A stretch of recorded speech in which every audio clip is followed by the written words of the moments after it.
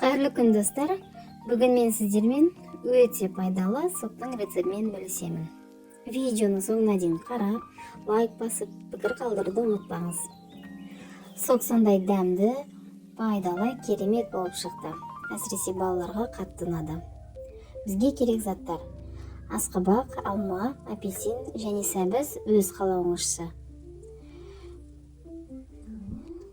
Жемис мен көкөнүстөрдү тазалап, жууп, кубиктеп турап алып, ыдысыбызга саламыз. Үстүнө салкын суу куябыз. Көкөнүстөр сууга батып туруу керек. Менде орташа коюуда болуп чыкты. Эгер сүйүк болгонун кааласаңыз, көбүрөөк суу куссаңыз болот. Аскабак пискенче 20 минут кайнатабыз. Судан соң блендердин көмөгү дайын болгон массамызга кант, лимонный кислота салып аралаштырабыз. Бир айта кететін жай, міндетті түрде апельсиннин дәмдерин және кабыгын алып тастаңыз.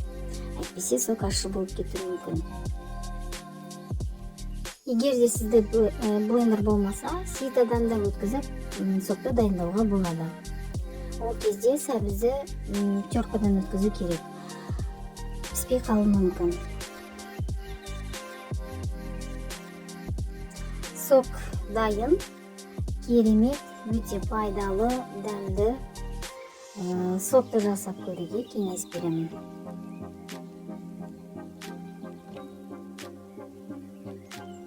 Ас болсун.